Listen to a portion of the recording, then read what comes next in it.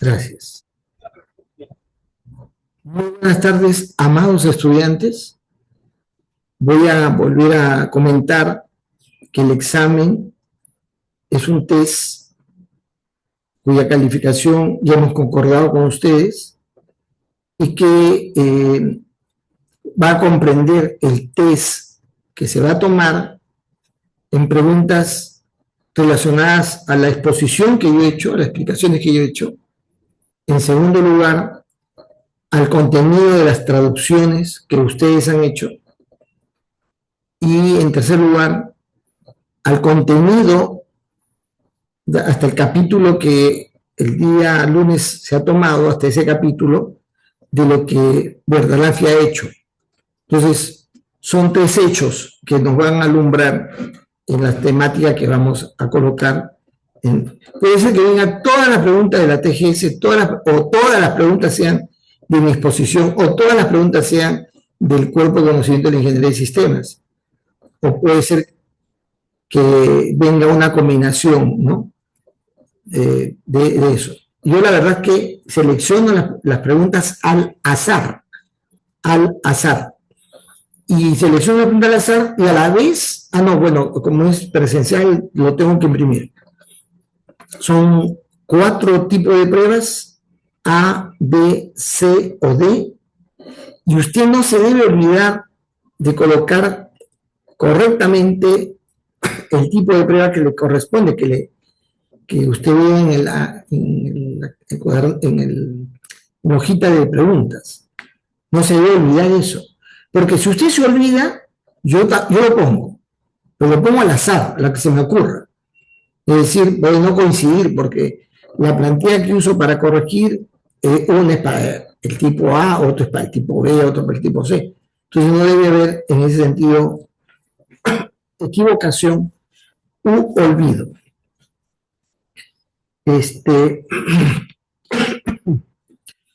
Son 22, la numeración de 22 preguntas que van a hacer en el cuaderno, como ya hemos quedado. Muy bien. Abrimos entonces el espacio para las interrogantes, las preguntas, las dudas, las preocupaciones, los comentarios, las críticas, las recomendaciones, etcétera, que ustedes deseen hacer.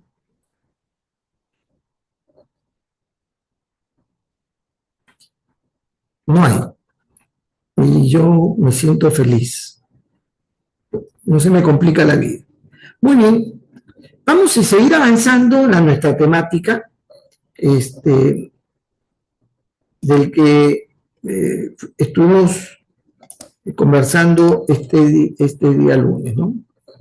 Y vamos a hacer, digamos, un poquito de énfasis en este aspecto, digamos, relevante de la manera como es que la ingeniería de sistemas va a tomar trascendencia fenomenal en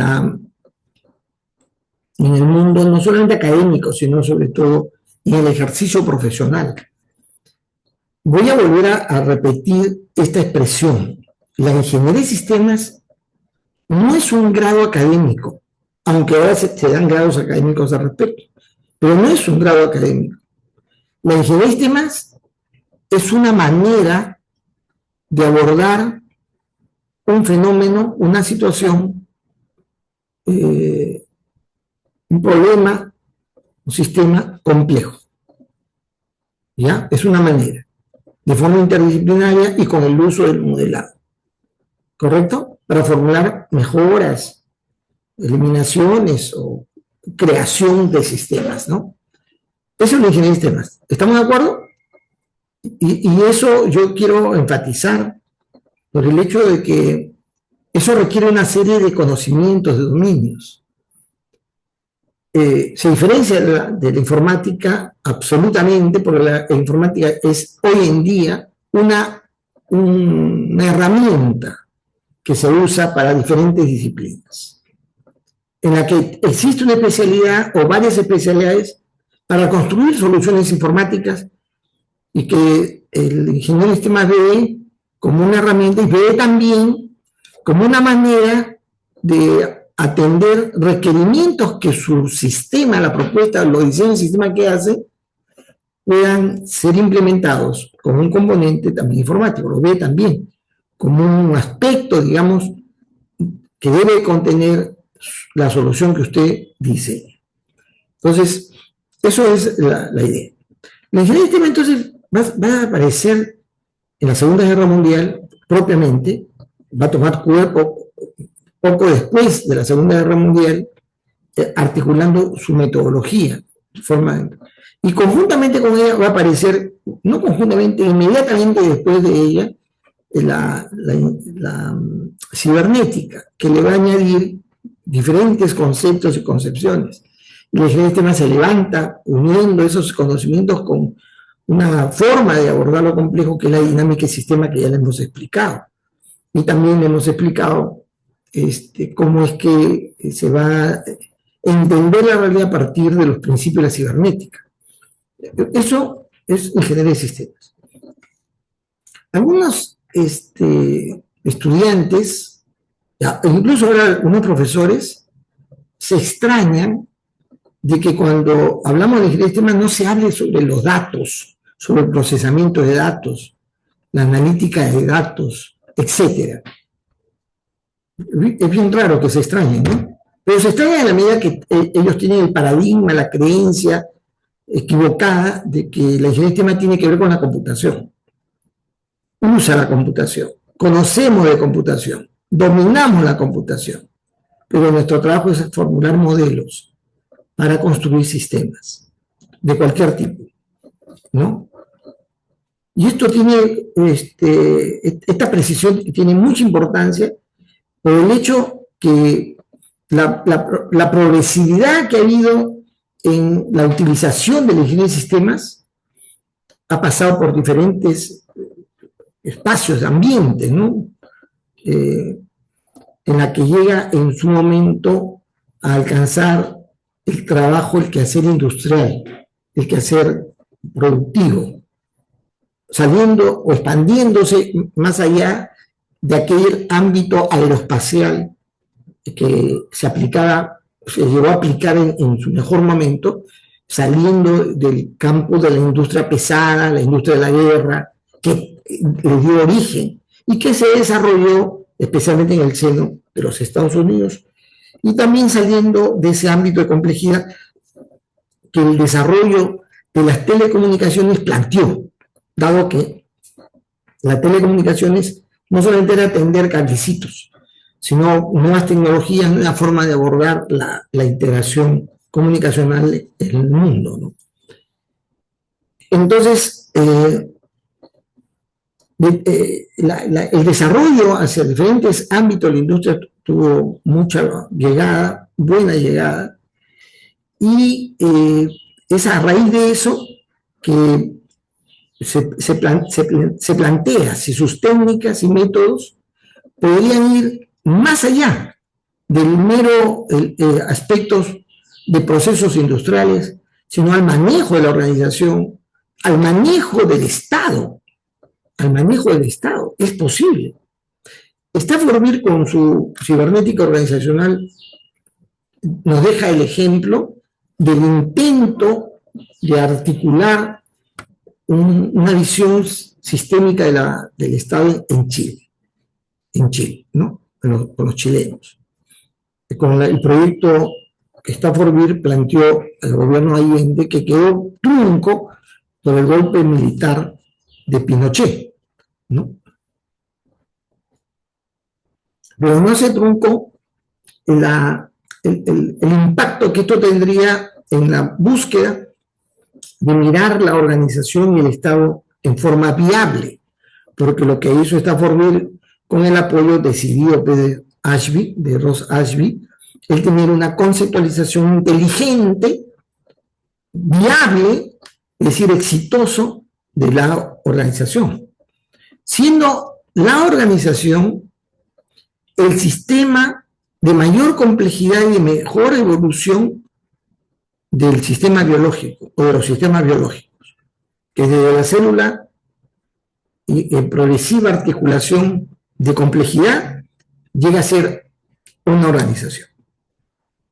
Este estudio, esta investigación, este intento de utilizar las herramientas, el enfoque, los principios, toda la materia relacionada con sistemas en la organización tiene impactos importantes también, dado que era necesario debido a la que ahora, ya en ese momento, cuando va creciendo el despliegue del sistema, la toma de decisiones tenía un desarrollo cada vez más complejo, cada vez más complejo. La búsqueda de tomar decisiones de forma más racional, más utilizando las herramientas de las matemáticas, de las ciencias, pero sobre todo abordándolo de manera compleja, llegó a tener mucha importancia. Entonces, por eso se introduce en el ámbito organizacional. Y es ahí, en ese espacio también en todos los demás espacios que ya tenía, la ingeniería y el análisis van a cosechar grandes éxitos. Primero en la industria aeroespacial, como ya mencionó, en la petroquímica, en la que se va a introducir un entendimiento de un alto grado de racionalidad ordenada, organizada sistemáticamente, pero además integrada sistémicamente, ¿no?, para la toma de decisiones, en la que primero, lógicamente, fue en la construcción y lanzamiento de las naves espaciales, en la construcción de las armas más sofisticadas y en la gran industria, ¿no? Y según, pues, el padre de la ingeniería de sistemas, la ingeniería de sistemas permitiría, según las palabras textuales de él, seleccionar racionalmente los medios más efectivos y más eficientes a fin de lograr un objetivo técnico, dice. Cuando se usa la palabra técnico es algo concreto, algo construido. Se usa, no es que cuando se habla de un fin científico es en el descubrimiento de un conocimiento. Y cuando se habla de fin técnico es no solamente el desarrollo del conocimiento, sino su uso, su aplicación. Donde dice los involucrados, los stakeholders, están satisfechos en conjunto. Están todos, digamos, articulados en un entendimiento conjunto, por lo tanto están de acuerdo en qué es lo que hay que lograr. Bueno, el éxito de los proyectos tecnológicos de dicha época y de ahora, tan complejos, creó una estela o un áurea de gran poder en la racionalidad que venía con la nueva ciencia, la ciencia de sistemas. Este impacto enorme, pensando que se podía llegar hasta la luna, ¿no?, que las comunicaciones se convertían en algo que alcanzaba y vinculaba al ser humano en los lugares más recónditos, que permitía la creación de artefactos cada vez mejores.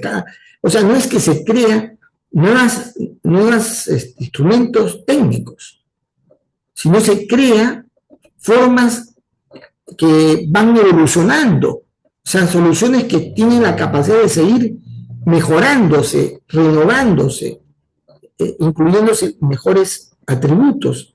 Esto va a generar un impacto tal que la gente se preguntaba, si era posible, si se podía hacer uso de esa misma conocimiento, ese mismo marco de ideas para el éxito organizacional, para la solución de diversos tipos de problemas y la toma de decisiones en general. Y eso nos llega a nosotros ahora.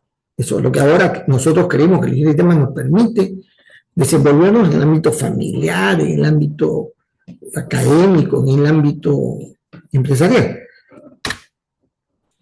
Y entonces vamos a ver que la ingeniería y la ciencia de sistemas además, porque la ciencia de sistemas que guarda un perfil un tanto cerrado, acotado, a esos llamados científicos, a la gente que hace ciencia propiamente, se va a abrir, va a alcanzar al mundo académico poco a poco.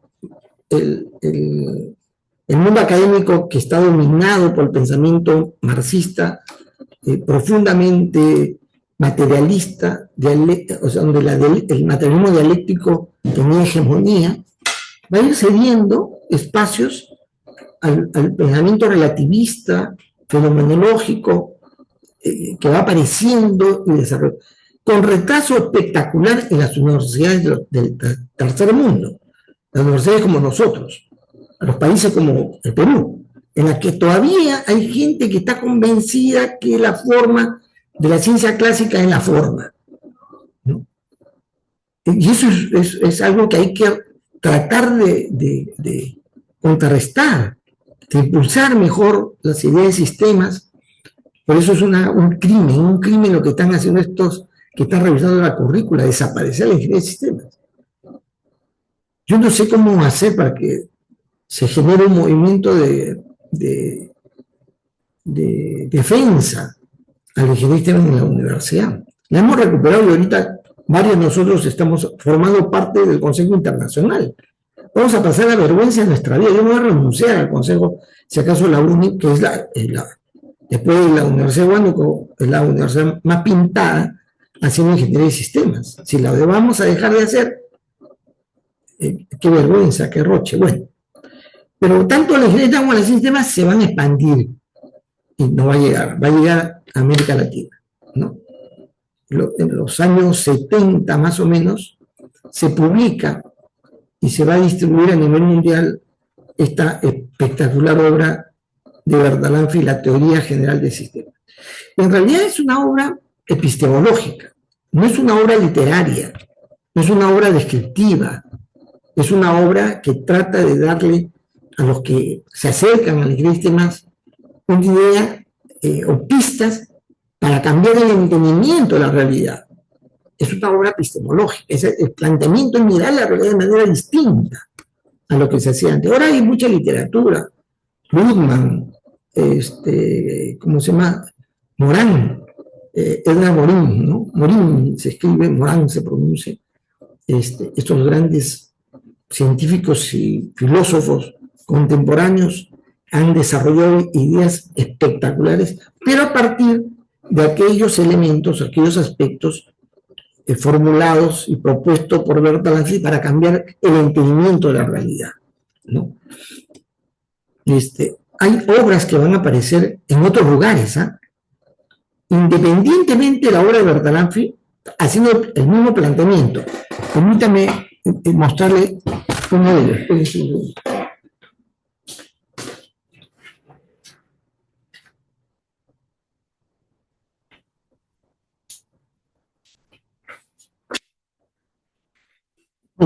Esta es una obra que felizmente no se desapareció cuando hice mi mudanza y me botaron mis libros.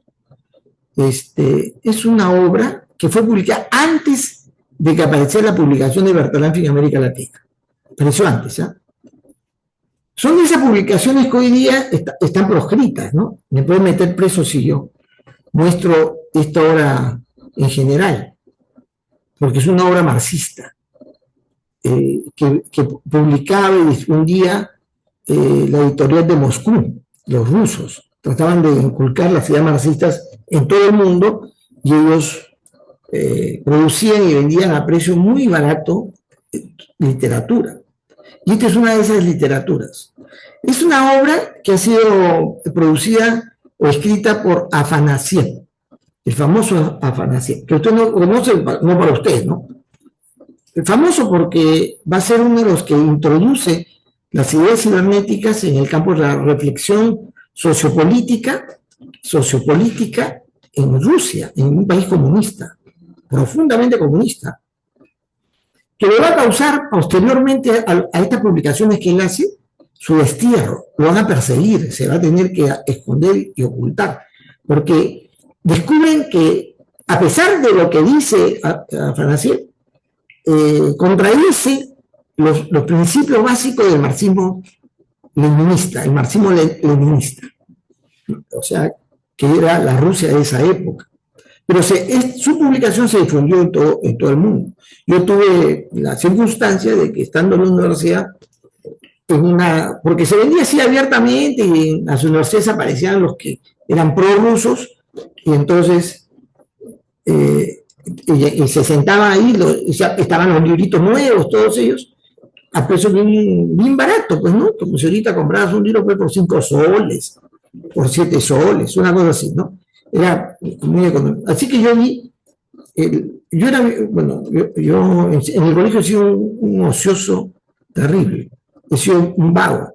Pero una vez que ya llegué al 5.º año de secundaria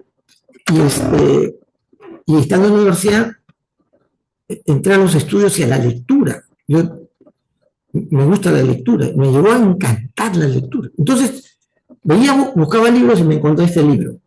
Repito, antes que se publicara las obras de Bertalan Lanfeld. Y este libro se titula Dirección Científica de la Sociedad, así se llama, porque así se titularon los libros marxistas, porque el marxismo se consideraba científico, el materialismo dialéctico y científico era, ¿no? En esa época, quizás ustedes no lo recuerdan porque ya en el colegio ya no se hace referencia a esa corriente, ¿no? Y fíjense, el subtítulo que dice ahí, dice que experimento de investigación en sistemas. Ojo, estamos hablando de un mundo distinto en paralelo, de un mundo diferente del socialismo. En esa época existía lo que se llamaba la cortina de hierro, la Guerra Fría. Es decir, éramos dos mundos distintos, el mundo occidental y el mundo socialista. Y es ahí donde circula eso. Esto se va a publicar, es la editorial Progreso, es la editorial Progreso moscovita, o sea, de Moscú. ¿Ya? O sea, es el Partido Comunista Ruso, los que promueven este tipo de publicaciones. Incluso su referencia bibliográfica estaban a ver ahí en ruso, está en ruso.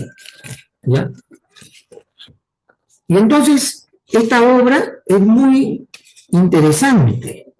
Fíjense, este primer capítulo es Sistemas Dinámicos Integrales, Concepto de Dirección, y se desarrolla todo lo que es sistemas integrales. Sistemas. Todo el libro habla sobre sistemas. Y es sumamente interesante cómo Afanasiev va a meterle los conceptos de autoorganización, autogobierno, de autorregulación, ¿no? En la dirección de la sociedad. Fíjense, acá algunos comentaristas posteriores, porque pasan muchos años, que el revuelo de Afanasiev se va a producir, ¿no? Pero en esta obra, he subrayado para leerles a ustedes lo que dice, ¿no? ¿Qué rasgos generales de los procesos de dirección descubre la cibernética? La palabra cibernética se utilizó en el mundo occidental por el aporte de Wiener, de Norbert Wiener, ¿sí o no? El americano este.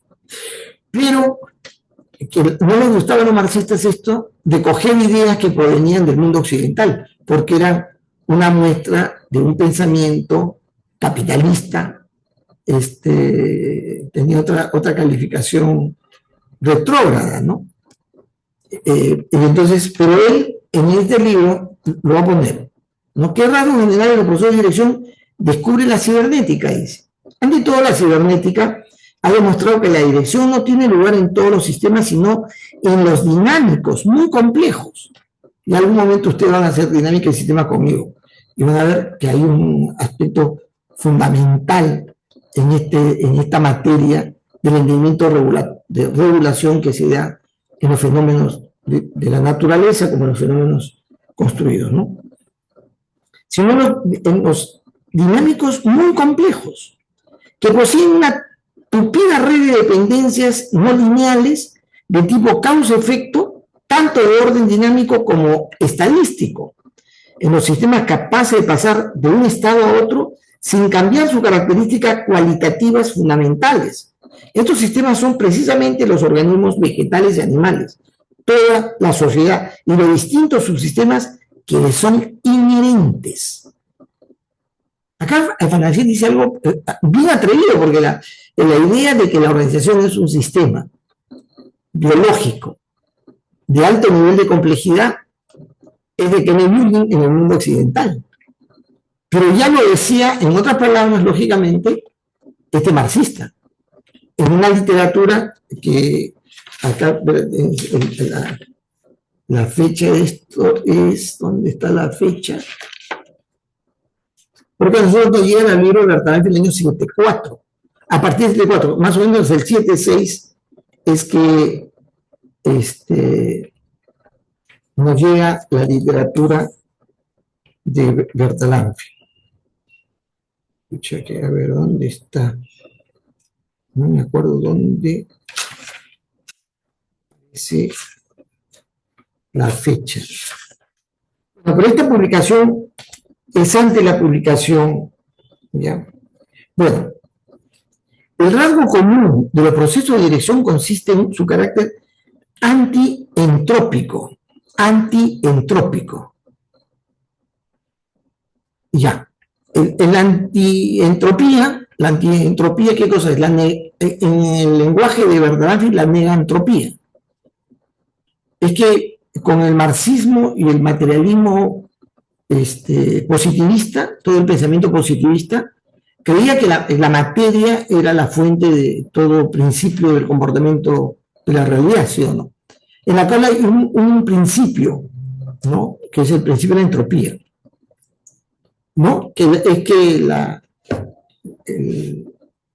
la sustancia central de la materia tiene signo positivo y negativo, y que la realidad se mueve en la lucha entre estos dos en sentido entrópico. Es decir, en lucha siempre contraria, pero a la vez generando el caos. Si lo negantrópico es porque hay una tendencia al caos, ¿no? Pero acá, así como lo van a hacer los pensadores de sistemas en el mundo occidental, Afanasieff va a decir: el rasgo común de los procesos de dirección consiste en su carácter antientrópico. No entrópico, sino megantrópico, que es lo que formulan los pensadores más avanzados de la ciencia moderna.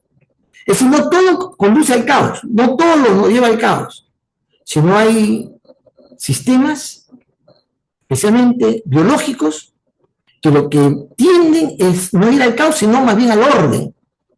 Es tender a ir al orden, en base de una conciencia o de inteligencia que ordena el sistema, el fenómeno, en la búsqueda de una finalidad. Se organiza, se autoorganiza, tiende al orden. Miren, Afanasieff. Repito, estas ideas están surgiendo en otro mundo, con otras premisas que han surgido, posiblemente en gran lucha contradictoria con sus principios básicos, que era el materialismo dialéctico, ¿no? En la cual la lucha contra ellos es la que te lleva a una condición distinta, quizá mejor. La cibernética, escribe Berg, ha revelado la unidad de los procesos de dirección, que consiste en que todos ellos, independientemente del lugar en que se produzcan, se distinguen por una medida cuantitativa exacta: dirección, que es la disminución de la entropía. En esencia, el proceso de dirección es contrario o antípoda de los procesos de desorganización. el que permite estabilizar el sistema, mantener su determinación cualitativa y su equilibrio dinámico en el medio ambiente, asegurar el perfeccionamiento del sistema y lograr los diferentes efectos útiles. La dirección de los complejos sistemas dinámicos y el mantenimiento del equilibrio dinámico resultan más difíciles porque el funcionamiento de este tipo de sistemas se efectúa en medio de continuas modificaciones del medio interno y del medio externo. De ahí la misión de la dirección de reaccionar de la manera más racional posible frente a estas modificaciones, lo cual se consigue mediante el frente de estas modificaciones, lo cual se consigue mediante el cambio oportuno y eficaz de la estructura de los sistemas en consonancia con las nuevas condiciones. Dicho en otras palabras, el proceso de dirección no es otra cosa que la ordenación de un sistema.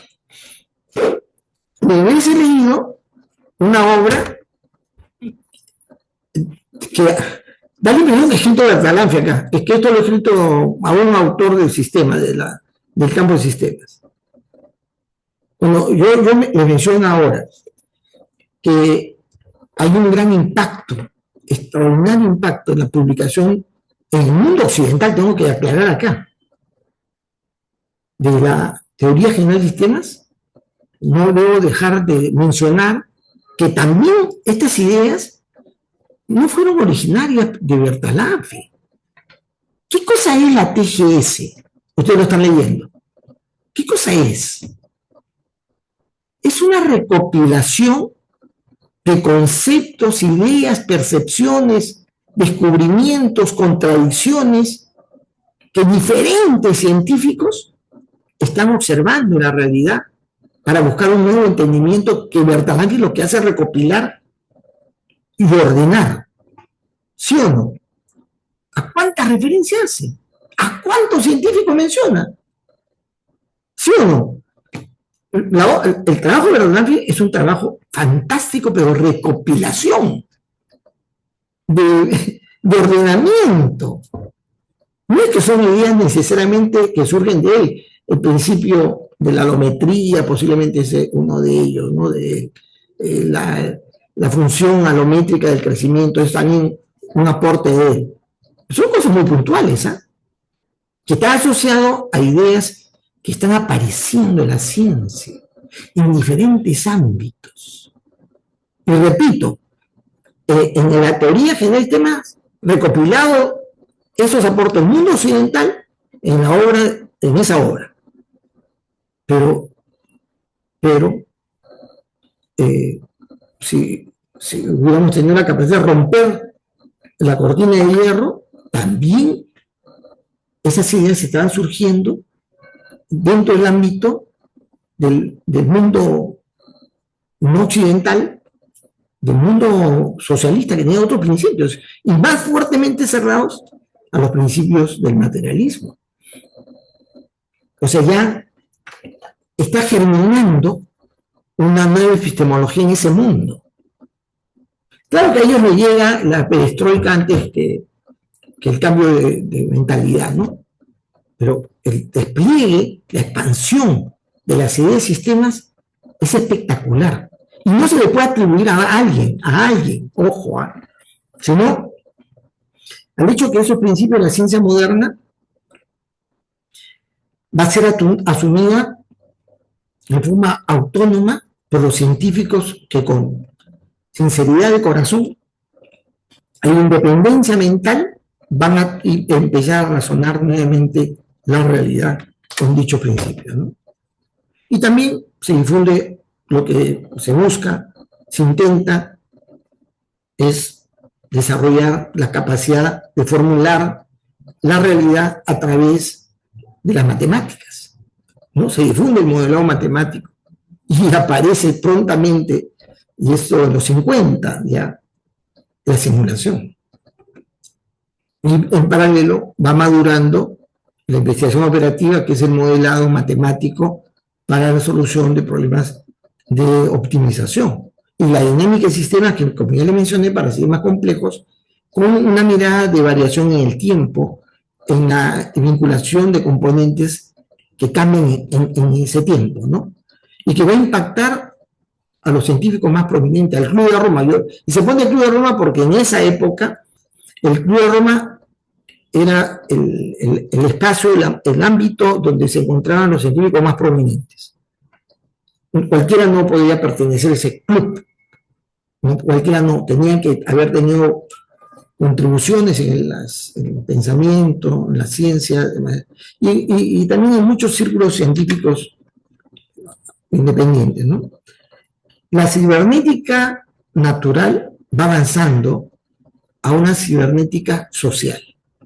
La cibernética de Wundt es una cibernética que estudia el comportamiento y la comunicación y el control en los animales, ¿no? Y cómo éstas se pueden expresar también en las máquinas. Era una cibernética natural.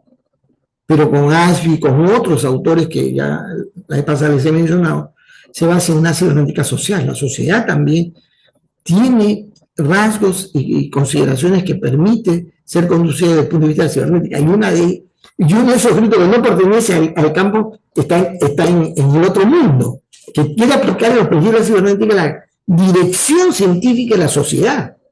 Es la dirección científica de la sociedad es lo que plantea Afanasiev. Ojo, cibernética en el campo social. Entonces, toma fama la teoría de la relatividad, la teoría cuántica, la teoría de la complejidad. Progresivamente. Ya no nos asusta, nos interesa, nos entusiasma, nos encanta entrar a este ámbito. Se desarrolla el modelo de sistema viable por Staffordville en Chile, que ya les comenté, que es el primer país que se atreve a tratar de conducir el país con un enfoque de sistemas, con los instrumentos que estaban formulados como un marco general de dirección por Staffordville, ¿no? La ingeniería de sistemas va a impulsar, pues, la transformación, la innovación, ¿no? Se desarrollan nuevos marcos de trabajo, nuevas metodologías, nuevas herramientas, y aparecen una vertiginosa propuesta de soluciones en diversos campos. Vertiginosa. O sea, hay la posibilidad de ya darle forma a propuestas de solución a diferentes tipos de problemas de una manera distinta, menos encasillada en la forma tradicional, sino mucho más abierta, con diferentes enfoques, con diversidad interpretativa, con criterios totalmente distintos, pero en el entendido de que lo que vamos a resolver es un sistema y lo que vamos a proponer es un sistema, ¿no? Se aplica la ciencia de sistemas en los problemas sociales y organizacionales. Aparece esta consideración fantástica también, hoy en día poco aprovechada en nuestro ámbito, que es el constructivismo. Yo trato de ser constructivista, trato de hacer, ¿ya? Primero yo me mando con un rollo como el que ustedes están escuchando, pero no lo dejo yo no pongo las piezas del conocimiento, ustedes no las pongo. Yo lo que trato de poner en ustedes es cierta comprensión del tema que ocupa la ingeniería de sistemas, que comprendan de qué se trata, ¿ya? Yo hago todo este discurso, porque a mí me interesa su comprensión. Yo aporto en eso, trato de aportar en el desarrollo de vuestro conocimiento la comprensión de lo que es la base de la ciencia y la teoría de sistemas, ¿no? Pero además ustedes indagan en la manera como hay que entender ciertas materias haciendo una traducción.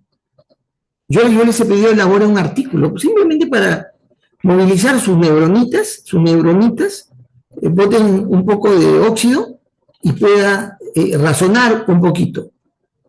Eso es otro componente, otra pieza del desarrollo de su conocimiento.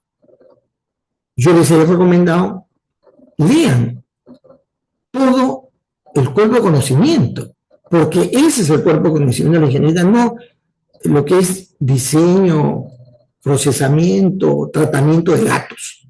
Eso es para los informáticos. El cuerpo de conocimiento de la ingeniería de sistemas, el SBOK, es donde está la fuente de todo esto. Y entonces, si usted se acerca a ello con racionalidad y en ese artículo tratando de darle una relevancia, es otro componente que construye vuestro conocimiento. ¿Correcto? Cuando usted vaya a hacer su trabajo de investigación, recopilando información y luego presentándolo, es otra pieza más. Constructivismo. El conocimiento no es el impartir y transferir el conocimiento de uno a otros. Eso no es posible. Lo que yo tengo en mi cerebro y lo que conozco, en Matrix, ¿no? ¿Ustedes han visto Matrix? La película Matrix, para poder entrar al ámbito de la imaginación y compartir experiencia, se introduce una vaina por acá atrás, ¿no? Al cerebro, ¿sí? Ya quisiéramos que hiciera eso, ¿verdad? Qué cosa, que ¿no? O hubiera un chip, no sé, o una pastilla para transferir, no sé, me sacan de la sangre, procesan y a través de la sangre obtienen mi conocimiento, lo ponen en una pastilla y a cada uno se le da su pastillita, pi, pi, pi, pi, un poco de agua, tragan y ya tienen el conocimiento. Ya fuera así necesario, posible, ¿no? Así no se transmite el conocimiento. El conocimiento se va construyendo, ¿no? Y el constructivo plantea que la construcción del conocimiento es participativo, lo cual a ustedes les falta un poco, ¿no? ¿Tienen preguntas? Nada. Pero bueno, es participando, es aportando con piezas de ese conocimiento en una, no sé si es ¿cómo se llama? Un collage o un rompecabezas la que armamos, ¿no? No sé, es una mezcla de rompecabezas y collage en la construcción del conocimiento. Se va a desarrollar el constructivismo, un entendimiento diferente. Yo discutía con mi hija porque mi nieto están aprendiendo a la tabla multiplicar deduciendo.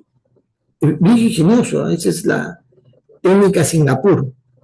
La técnica Singapur no evita que los niños memoricen, sino deduzcan. Pero yo le digo a mi hija, pero hay una pérdida de tiempo, porque hay cosas que no hay que memorizar. A ver, ¿cómo te llamas? Le digo a mi nieto. Tal, ¿lo ves? Le sale no está deduciendo su nombre. La tabla de multiplicar hay que memorizarlo. ¿Por qué voy a perder el tiempo deduciendo la multiplicación? Sumando los componentes, o no sé, pues, o sea. No. Es una pérdida de tiempo. Eso tiene que estar en la memoria. ¿No? Ese es un componente de la inteligencia, la memoria. Si yo no la utilizo, pierdo capacidad para el razonamiento. Porque voy a perder en algo que debería memorizar en razonar. Cuando yo debería razonar en una capa superior sobre aquello que puedo tener en la memoria. Es así de lógico, es así de simple, así. Los científicos Piaget, Vygotsky lo han entendido. Los grandes aportantes y los padres del constructivismo. Piaget y Vygotsky. Este es un concepto nuevo, moderno, que tiene un impacto en la psicología y en la pedagogía incalculable. También se desarrollan las modernas teorías psicológicas y pedagógicas a partir de estas ideas constructivistas, basado lógicamente en los principios de sistemas. Otro asunto importante que es el estructuralismo que mencionamos hace un tiempo, cuyo padre se le reconoce a Levi Strauss. Levi Strauss va a establecer, no va a establecer, sino va a convencer al mundo entero que la forma mejor de ese racionalismo histórico se da cuando la racionalidad la relacionas en forma de una arquitectura o de una estructura. Y eso toma mucho auge en esta época, que además complementa espectacularmente el enfoque de sistemas.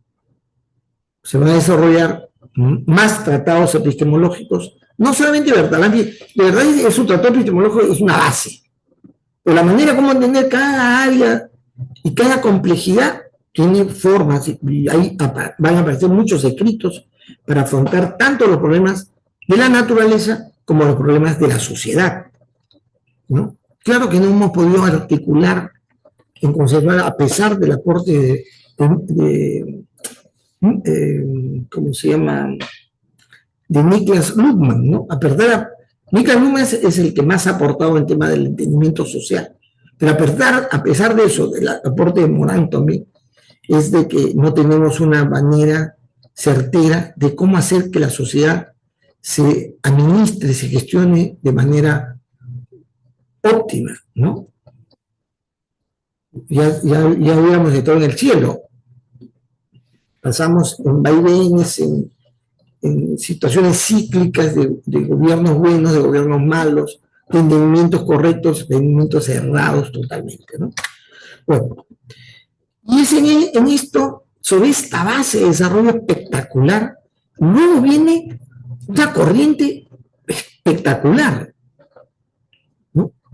Es el pensamiento de sistema. La corriente, ¿eh?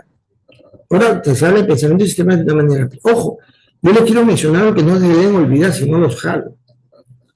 No se utiliza la expresión para la corriente esa, para la escuela esa, se le llama pensamiento de sistemas. No se le llama pensamiento sistémico. Hay una diferencia entre el pensamiento sistémico y el pensamiento de sistemas. El pensamiento de sistemas es una corriente, es una escuela lancasteriana, en Lancaster. Y el pensamiento sistémico es una forma de razonar común, ¿no?, que integra ideas, ¿no?, integra conceptos, integra fenómenos. Eso es el pensamiento sistémico y es de uso común general. Pero el pensamiento de sistemas, de esa manera se le nombra a una escuela. Entonces, cuando hablamos de genética, se traduce del cuerpo de conocimiento se llama, no es design, sino el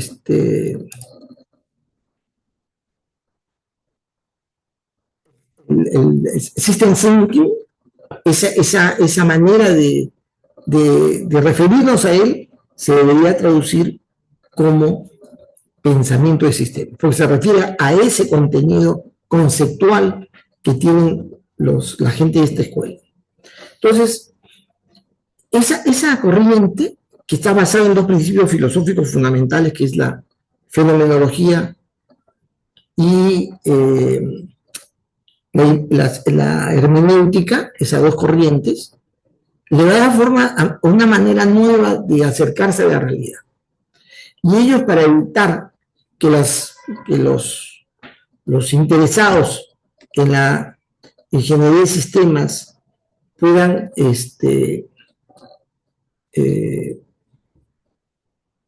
no sentirse frustrados ante el no abordamiento de algo, ellos formulan una metodología que se va a llamar la Soft System Methodology. Es una metodología soft, ¿no?, de sistemas soft. No les gusta a la gente de los lancastereanos que se le llame blando, pero nosotros utilizamos la expresión blando o suave. Es la manera como en español se ha traducido tradicionalmente. Porque soft no es meramente blando. Lo que quiere decir un sistema blando, en español, lo que quiere decir es un sistema que tiene una condición no estructurada, no entendible, no es tan certeramente clara, es ambigua. Sistema soft es algo que no tiene una solución a la vista, una manera de tratarse a la vista. Es un sistema soft, ¿ya? ¿Está bien? Ojo, porque blando, algunos despistados en esto le llaman a lo contrario de duro, o le llaman blando a lo que tiene que ver con características emocionales,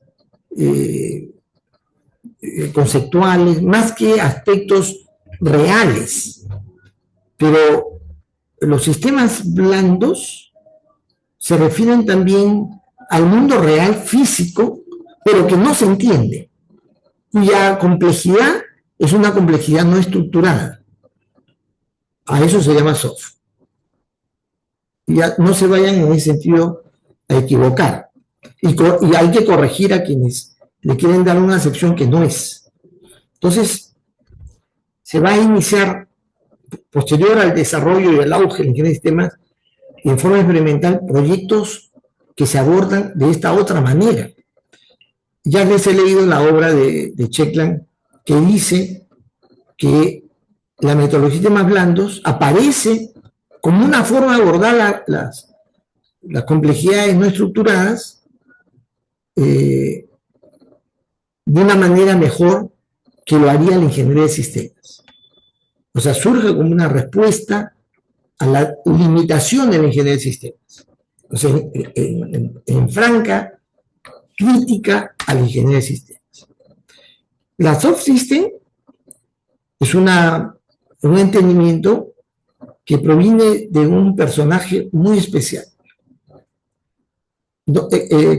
Que acá en la universidad tenemos a un discípulo de Peter Checkland, que es el profesor Ricardo Rodríguez Ulloa, es un discípulo de Peter Checkland.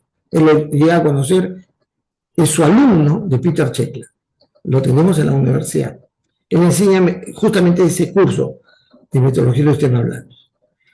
Y es todo aquello, se dice que es un método, un metamétodo, creado por este personaje, en la que no se tiene de inicio un método. Un método para entender el problema, un método para describir la situación, un método para darle solución al problema. Porque es un problema de una complejidad no estructurada. En el año 1993 se tienen las publicaciones más importantes, ¿ya? Y se dice que se utilizan para cualquier situación en particular, no para aquellas cosas que no tienen forma física, eso no es verdad, sino cualquier situación, ¿no? Y se aplica también sobre la premisa que el mundo real es complejo y en continuo cambio. Por lo tanto, como está permanentemente cambiando, no se puede decir que yo pueda utilizar una forma de entender algo cuando ya en el tiempo se ha producido un cambio. Y por lo tanto, no hay dos situaciones iguales, idénticas. Las situaciones van transformándose y cambiando. Por lo tanto, en cada ocasión yo debo tratar de entenderlo de forma adecuada al momento en la que se da y yo quiero estudiar el problema. No es posible, según esta corriente del pensamiento de sistemas, abordar un problema de la misma manera en unas determinadas circunstancias y de la misma forma en otras circunstancias. Fue considerada como filosofía. Es decir, la software es una forma de filosofar, pero eso es para los ignorantes, pero los ignorantes que no conocen eso es lo que pensaban, ¿no? Consideran una filosofía. Porque también muchas de sus conclusiones en los estudios eran más una pauta, que tenía una gran amplitud, por cierto, y que no necesariamente formulaba una acción a seguir, sino un espectro claro de la situación que abordaba. Es decir, resolvía la falta de entendimiento de una complejidad no estructurada, lo resolvía. Y te dejaba servido para ver qué hacer. Entonces, si de entrada no te especifica una acción a seguir, entonces lo que te deja es la idea de que puedes seguir varios caminos. Y esta metodología lo que te resolviera el mejor entendimiento de lo que estaba sucediendo en la realidad y el qué se debería hacer, qué se debería hacer. no el cómo. Sin embargo, si tú aplicas la metodología correctamente y actuabas, por eso se llama de investigación-acción, generabas cambios y acción, ibas poco a poco estableciendo progresivamente el cómo deberías resolver ese qué que al comienzo no lo habías entendido. Entonces, procuraba determinar tanto el qué es el problema, qué es lo que hay que hacer y cómo hay que hacerlo. ¿Cuáles son sus características generales, no? Utilizan problemas reales, ojo, observables y medibles. Y genera una base conceptual de una plataforma para la acción. O sea, te da la plataforma para la acción. Para la acción, ¿no? Tú no sabes cómo actuar frente a una chica. Una chica, no sabes, ¿no? No tienes experiencia, lo has visto por televisión, quizás, ¿sí o no? No lo sé. Entonces, yo te ofrezco, aplicando la metodología de sistemas blandos, una búsqueda. Es un problema complejo, no estructurado, no es sencillo. Entonces, yo te hago contigo el ejercicio de aplicar la metodología. Y lo que al final te digo, mira, se trata de esta persona que tú estás queriendo acercarte a ella, se trata de alguien que tiene educación superior, cuya forma de razonar tiene formas estructuradas, es decir, establece una relación, un vínculo lógico entre un factor y otro, es decir, tiene razonamiento estructurado. Esta persona tiene una cultura muy profundamente arraigada en la cultura tradicional católica, es decir, cree en las ánimas, cree en el espíritu, en fin, le reza a los santos, etc. Esta persona que tú te quieres acercar es una persona que aprecia mucho lo limpio, ¿ya? Y además le atrae de gran manera la gente que habla bien, educadamente, aprecia mucho la cortesía, la buena educación, el buen trato. Esta persona que tú quieres acercarte a ella es una persona que lee mucho literatura, especialmente romántica. Esta persona a quien tú te quieres acercar, que no entendías de qué se trataba, quién era, es una persona que no le interesa los rasgos físicos, sino las características sentimentales y emocionales. Listo. Así te reza, haciendo un símil, ¿no? Solamente es un símil, ¿eh? De cómo te da resultado la metodología blanda. Ahora, ¿qué? Es una plataforma para que tú actúes, ¿sí o no? Es más valioso que te diga, regálale una pulsera. Es mucho más valioso. O sea, formular una visión más completa y articulada de la realidad para que luego, sobre esa plataforma, se busque formas de actuar. ¿Está bien? ¿Está claro? La metodología de más blandos es una manera de generar una base de ideas que te permite luego una acción. No es precisa. Además, no se requiere que sea precisa. Entonces, si te da una respuesta como si fuera un recetario, ¡pum! Para algunas cosas uno quiere eso, ¿no? Pero para muchos problemas no. No se quiere una solución única. Que debe permitir discernir y hacer discernimientos que una precisión técnica no te la da. Es más, una precisión técnica a veces puede ir bien o puede ir mal. Y si te va mal, no tienes alternativa. Agotaste las posibilidades.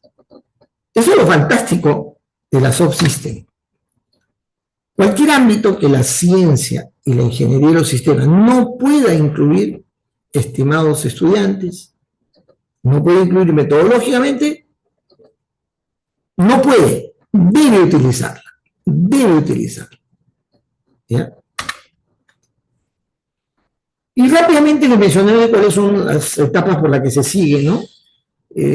Acá hay un concepto que se resalta mucho por los pensadores de sistemas, que es el sistema de actividad humana. Es decir, acá la lógica es que yo veo un problema, pero en la que esté involucrado el ser humano.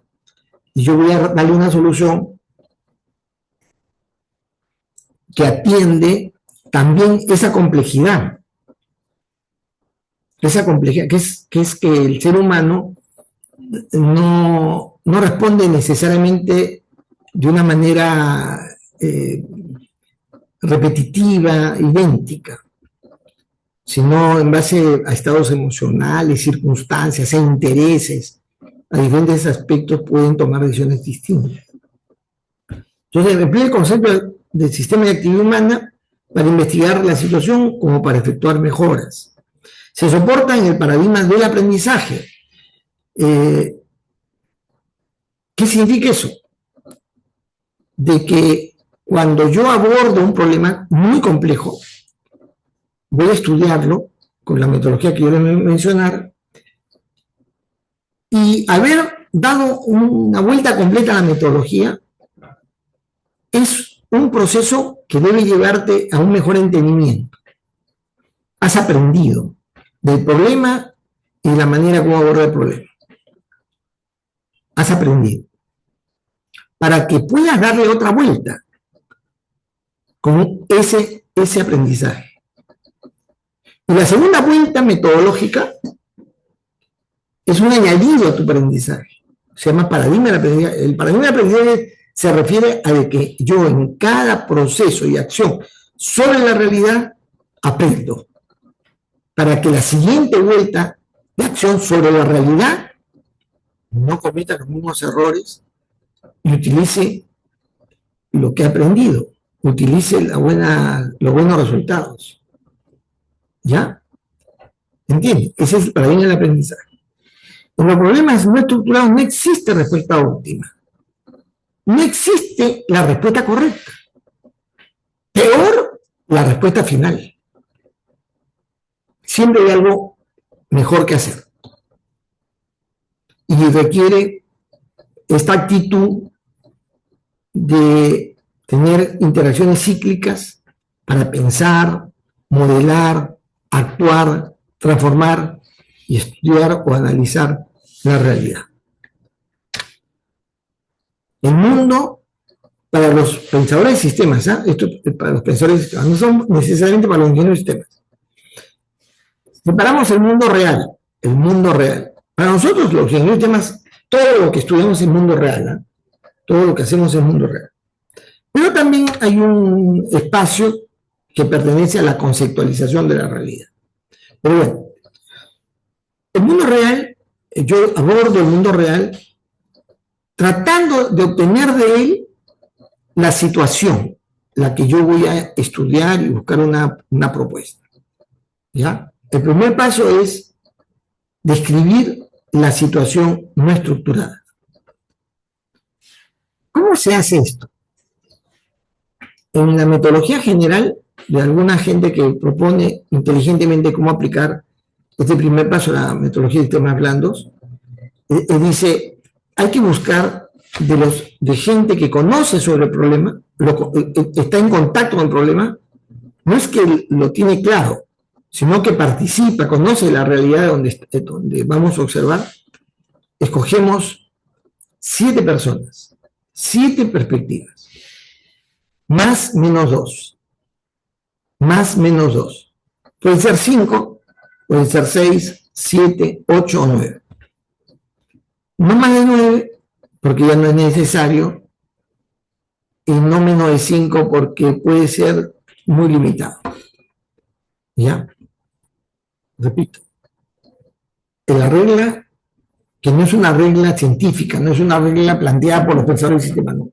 Son por otros estudiosos que han dicho, si yo voy a describir la situación estructurada, escojamos 7 personas que estén involucrados en ese tema, pero que tengan visiones distintas, pero que tengan perspectivas diferentes, que tengan intereses diferentes. No que tengan perspectivas e intereses iguales. ¿No? Tienen que ser de punto de vista diferentes. y que bajo su propia forma de expresar describa la situación que estamos teniendo, esa situación que queremos entender y buscar una forma de abordar algún problema que pudiera haber ahí. Entonces, si yo tuviera que analizar el desempeño, el desarrollo del curso de teoría y ciencia de sistemas, buscaría pues un estudiante actual, un estudiante con buenas notas, otro estudiante con malas notas, un ex estudiante, ¿no? Buscaría también un docente, buscaría personas con diferentes posiciones y perspectivas para poder trabajar en esto. Que me describa cada uno a su manera la situación no estructurada, la situación, que me la describa. Se llama no estructurada porque no estoy dando un esquema. No le estoy diciendo, dime esta situación de esta manera o de este aspecto. No. Que cada uno va a mostrar lo que sea. Y yo voy a tratar de juntar esa situación no estructurada para articular una idea estructurada del problema o de la situación. Y en ese acto, esa contribución es convertirla en una situación estructurada, es un acto que obliga a que las personas que han participado estén de acuerdo con esta articulación, esta sistematización de lo que han opinado cada uno, estén de acuerdo todos que así está bien lo que yo estoy armando, que hace justicia, que tome en cuenta correctamente lo que ellos han propuesto en la descripción de esa situación. Luego, el segundo paso es formular la situación estructurada. ¿De qué característica la situación estructurada? De la que sea. Si yo tengo mi esquema de sistemas, la situación estructurada será como un sistema. La estructuraré como un sistema. Si eres un estructuralista en sí, de repente formulas una estructura jerárquica, una manera reticular de entender la situación. La articulación solo tiene que ser una articulación estructurada del problema, que uno puede escoger la que sea. No hay un parámetro. Hay gente que quiere que sea bajo el molde del marco de sistemas. Bueno, puede ser. Ayudaría, sería bueno, ¿no? Pero no es necesariamente así. Situación estructurada. Ahora, repito, yo hago la síntesis y yo tengo que recibir la aprobación de todos los que han participado, de los 5, 6, 7, 8, 9 personas que han participado. ¿Está bien? Una vez que a mí la situación estructurada, a quien me lo ha requerido, a quien me ha requerido, yo le presento esto. Oye, yo quiero que estudie la situación tal, ¿no? Entonces hago esta metodología junto a la gente y busco articular una situación y luego lo presento.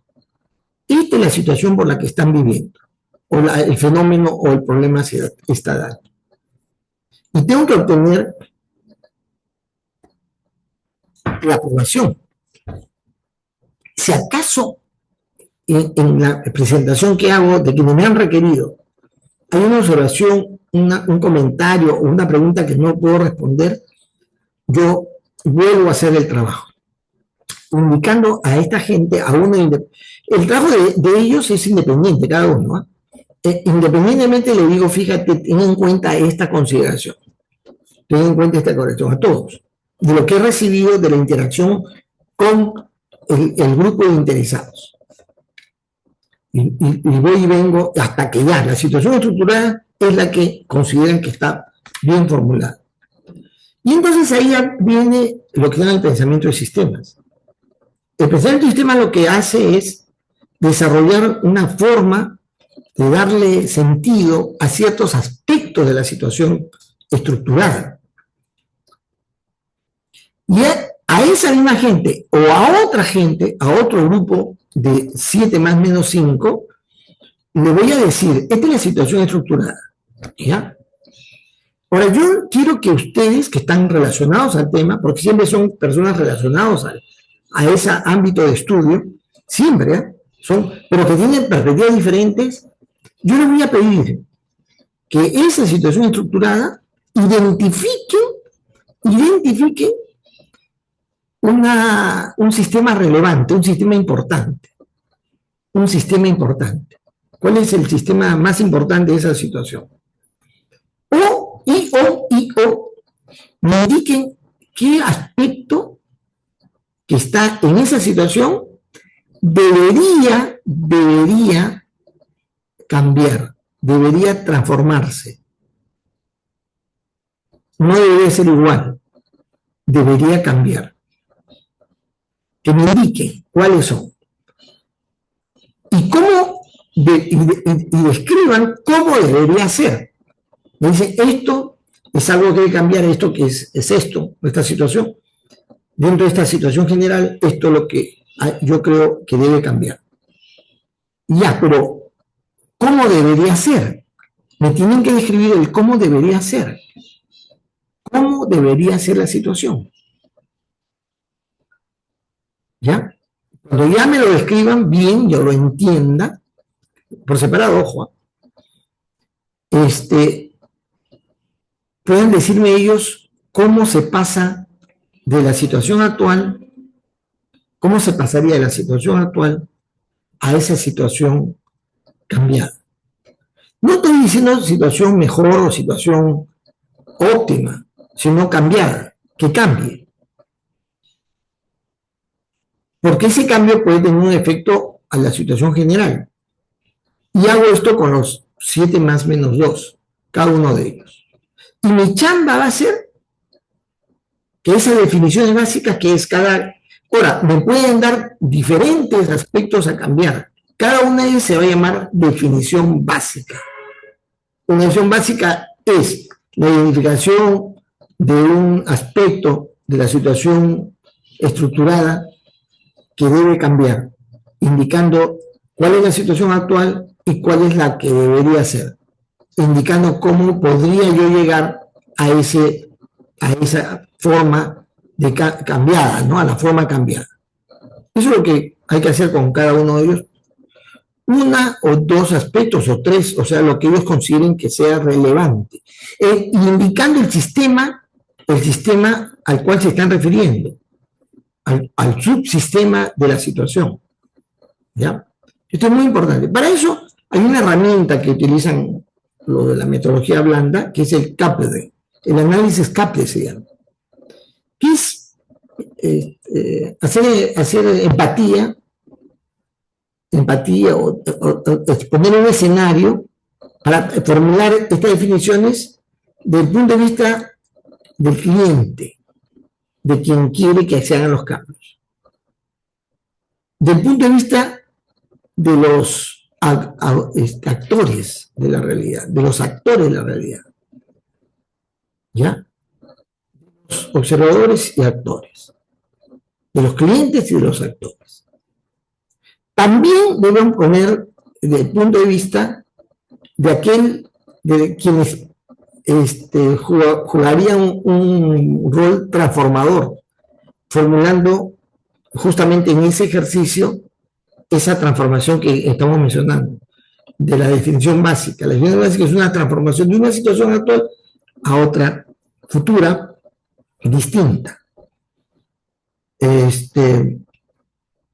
W es del Weltanschauung, es decir, también indicando de una manera precisa esta formulación que estás haciendo de la definición básica responde a qué principios conceptuales, cuál es la como visión que se tiene para poder formular esto. Y la B y la E no me acuerdo qué cosa es, pero es un proceso de análisis bajo un marco que permite formular la definición básica de una manera consistente a los elementos claves de los participantes de esta situación, ¿no? Entonces tengo mis definiciones básicas. Las debo juntar, sistematizar, articular, y luego con los mismos autores de esto pues no me acuerdo si está bien que cómo articulo sus definiciones básicas, en la cual he juntado algunas de ellas porque coinciden, porque se complementan, etcétera. Una vez que ellos estén de acuerdo que está bien combinado, es que de ello, esa interacción entre los que formulan y la formulación, hasta que sale el llamado los modelos conceptuales. Es decir, yo de ahí saco esa plataforma en la que hay una situación y esto debería ser de esta manera. Esta es la situación que se tiene ahorita, ¿no? Esta es la situación este es el escenario que se está presentando. Con definición básica yo formulo un modelo conceptual, es decir, a dónde debería ir, a qué debería resolverse o qué aspectos deben tomarse en cuenta, como decía lo de las chicas, la característica de la situación sobre la cual se puede tomar una decisión. Y de acuerdo a ese modelo conceptual, yo tengo que evaluar lo que tengo, lo que se debería tener, perdón, el modelo conceptual, lo que se debería tener versus lo que se tiene, que está reflejado en la situación estructurada. Hago una comparación entre la situación estructurada, real, actual, con el modelo conceptual futuro. De acuerdo a eso, digo qué son los cambios que hay que hacer, cuáles son las cosas que hay que atacar, en la que yo determino qué sistemas son más relevantes al cual voy a actuar. Pero para decir qué cambios se deben hacer, yo debo aplicar dos criterios: la factibilidad y la deseabilidad. Así le llama Ricardo Rodríguez. Los cambios deben ser factibles, o sea, se pueden realizar, pero también se espera que haya aceptación de los stakeholders, que deseen que se haga. Yo tengo 71 años, dicto el curso de Teoría y Ciencias y Sistemas, y por ahí sale la conclusión que hay que modificar el contenido y el desarrollo de este tema. Una solución que se formula en esta definición del modelo conceptual está cambio docente. O sea, los docentes debemos cambiar, salir para poner nuevos docentes. ¿Es factible o no? Sí, es factible. ¿Correcto? Es factible. El cambio docente no es complicado. Simplemente asignar a la profesora a otra tarea o simplemente hacerle su almuerzo de despedida. Así de simple. ¿Deseable? Eso va a depender de que esa propuesta de cambio esté respaldado por gente que conozca el tema y tenga experiencia, ¿sí o no? Si no lo es tanto, quizás los que conocen a los docentes digan, pucha, no, ese cambio puede ser peligroso o no va a tener el resultado que ya se tiene ahorita. Es decir, sí, ese es un camino a la solución que puede ser factible, pero no necesariamente deseable.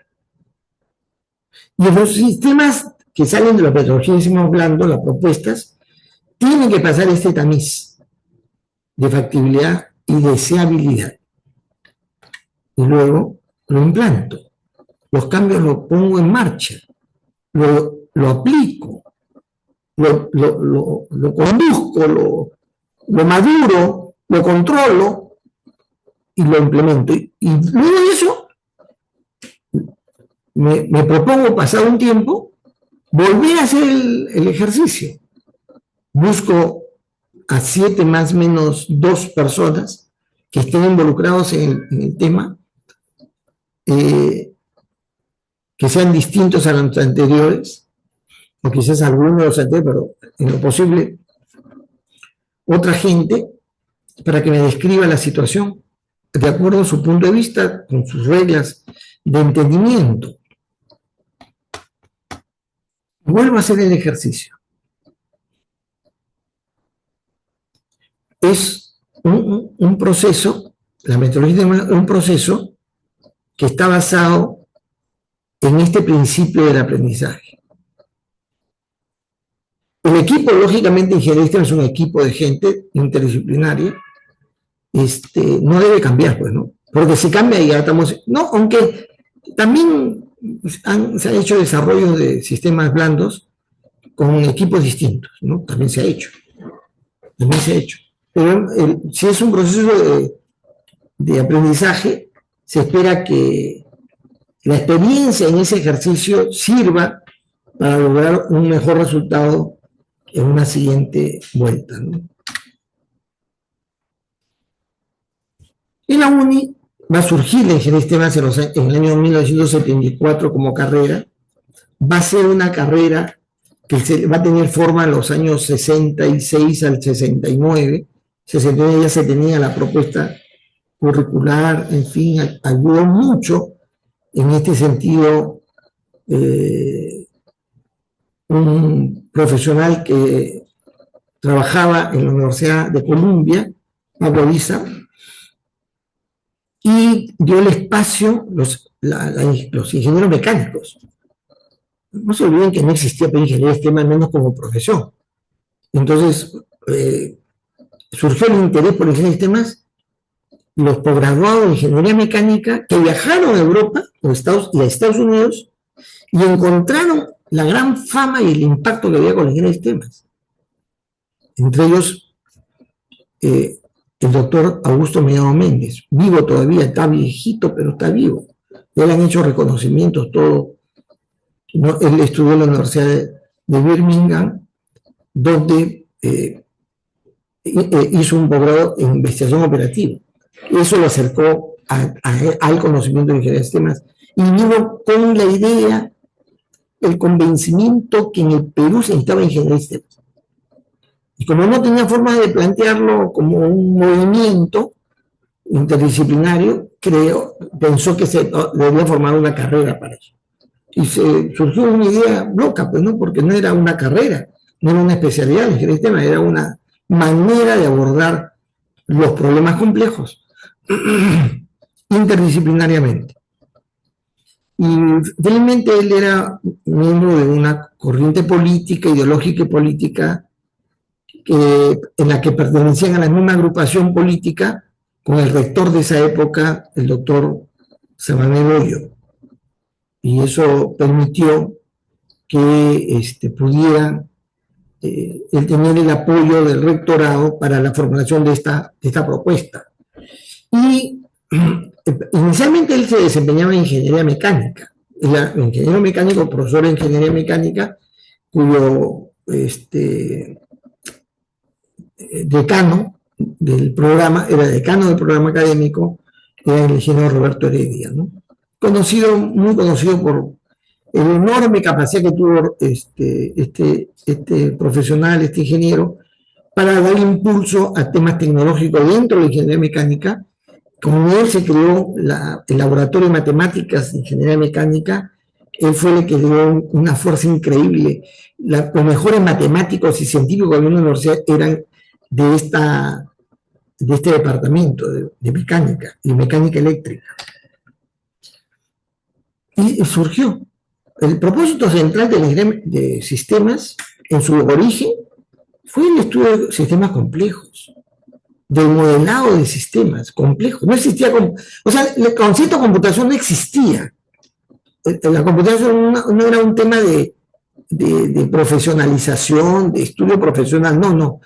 La computadora ya se escuchaba en los años 60, que estaba desarrollándose, y acá se imaginaba que eran computadoras grandes para usos de tipo científico, de otro nivel, ¿no? Y en Perú, el cálculo se hacía con un instrumento. Ya les he mostrado el instrumento que se utilizaba, ¿no? Se lo muestro. La primera computadora que se utilizó en la universidad, yo la tengo.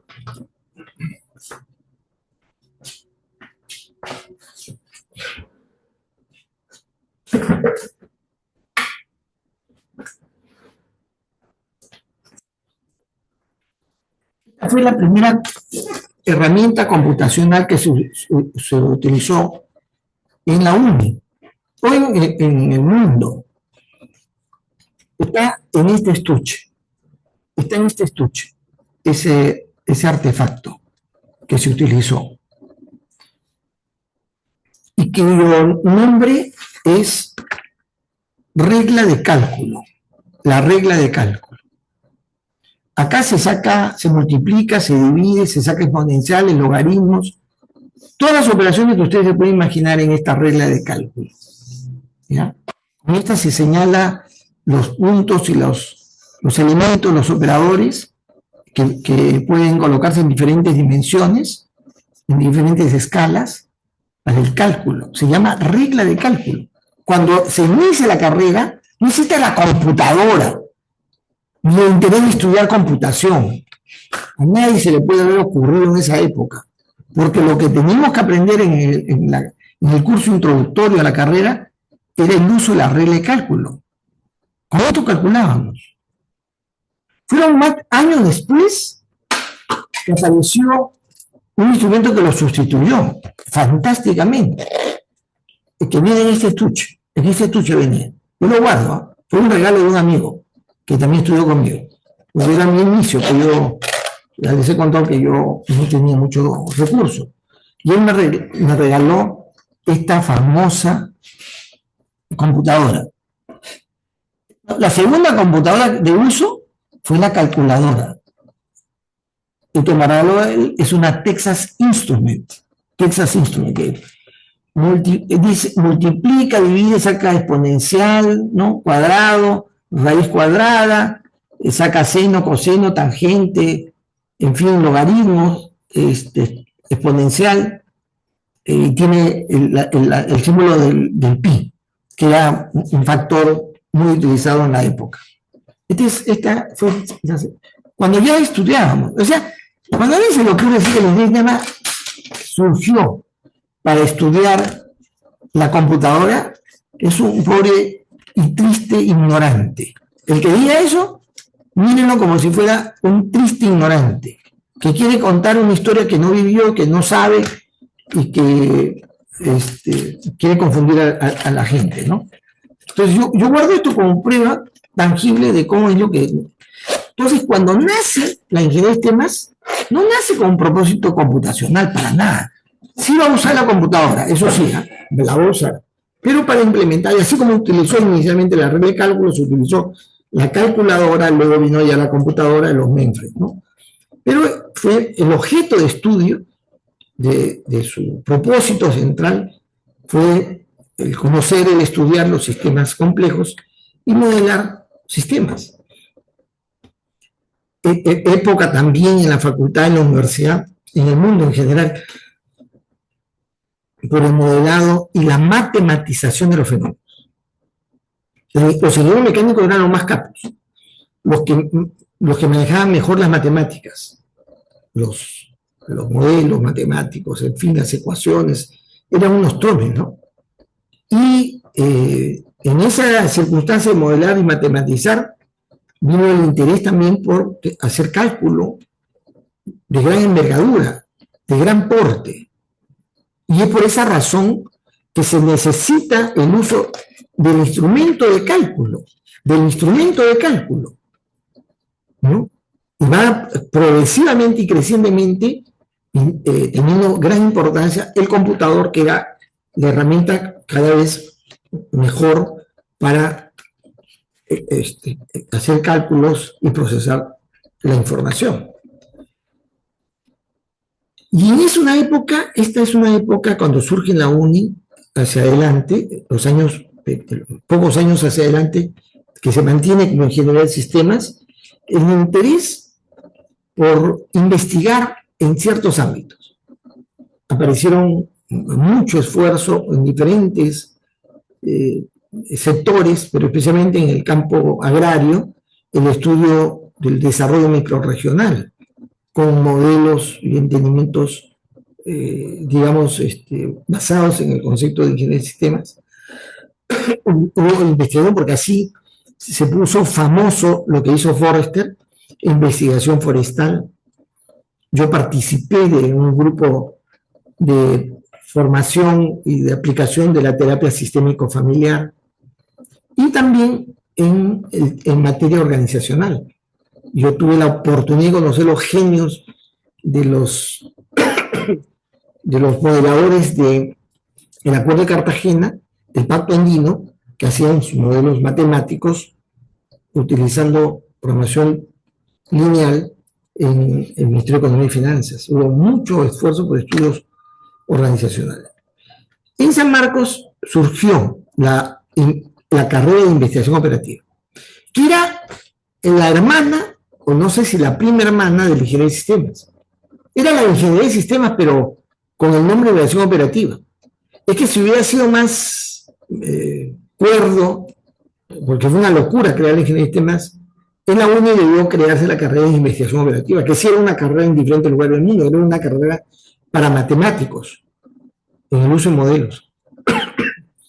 Pero Mellado y su mancha, los que apoyaron esto, en realidad consideraron que había que ir más allá del uso matemático. Por eso crearon ingeniería de sistemas. Miren, en San Marcos hubo una carrera de ingeniería, hasta el día de hoy existe.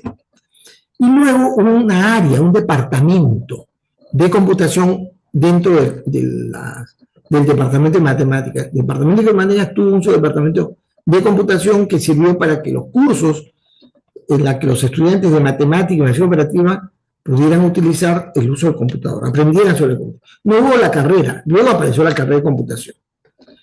En la UNI, el Laboratorio de Matemáticas del Programa Académico de Mecánica, en el año 1964, se creó, ¿no?, el Laboratorio de Matemáticas, con un computador analógico. Luego vino el computador digital, cuyo objetivo era utilizarlo para, tanto en la ingeniería mecánica, luego para toda la universidad, para el procesamiento de datos, el cálculo, y el trabajo de poner en la computadora la información para procesar y contribuir con ello a la investigación en ingeniería, sobre todo para poder hacer cálculos estadísticos. ¿Cuál fue el propósito entonces? En la ingeniería en la UNI surge el interés de la ingeniería entre los ingenieros mecánicos en el posgrado. Se nace del interés de los mecánicos, de los ingenieros mecánicos. Ojo, son los ingenieros mecánicos son los que impulsan la creación de ingeniería de sistemas en la UNI. Claro que algún torpe, que es asesor del actual rector, un tipo apellidado Cuadros, se ríe porque la ingeniería lo formaron los mecánicos. Él no sabe que no existía la carrera de ingeniería mecánica, de ingeniería de sistemas, ni podía existir, y que los ingenieros de sistemas que en la práctica se desarrollaban en él eran mayormente ingenieros mecánicos.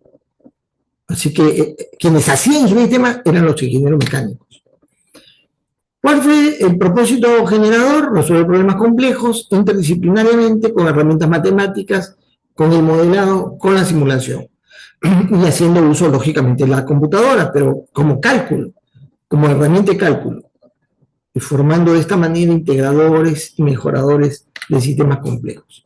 ¿Cuáles fueron los cursos principales?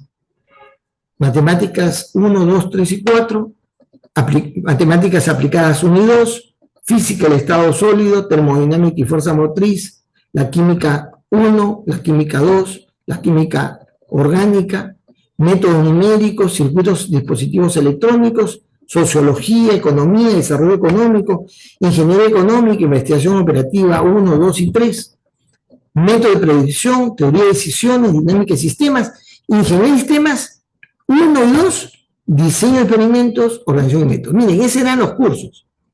¿Cuántos cursos de computación había? No había, pero no podía existir. En la parte introductoria era el manejo de las reglas de cálculo, que era el instrumento de cálculo que en esa época se utilizaba. Posteriormente aparecen los cursos de computación. El primer curso fue programación digital y el estudio del Fortran, porque el Fortran era el lenguaje que permitía llevar a modelos matemáticos todo el cálculo de ingeniería. Luego aparecieron los lenguajes algorítmicos, el curso de procesamiento de datos, que era COBOL. Y todo esto se fue desarrollando dentro del programa académico de Ingeniería Industrial y de Sistemas, porque Mellado, que estaba en Ingeniería Mecánica, pasó a Ingeniería a la Facultad de Ingeniería Industrial y no era facultad, era el programa académico de Ingeniería Industrial, cambió de nombre Ingeniería Industrial y de Sistemas y en el año 1974 se crea la carrera de Ingeniería de Sistemas. He hecho un recuento rápido sobre el avance, el surgimiento y la aparición en el Perú sobre la ingeniería de sistemas, porque eso es lo que corresponde hasta este momento el desarrollo del curso. Bien. ¿Alguna pregunta? Entonces nos encontramos el día lunes a las 4 de la tarde en el salón S2-140. No se deben equivocar, la vez pasada.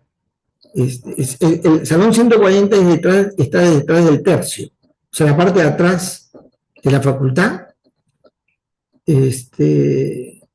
como yéndose por la puerta 6, pero antes de recorrer la espalda del estadio, de la cancha, justamente ahí en la esquina de la cancha, está el S2-140.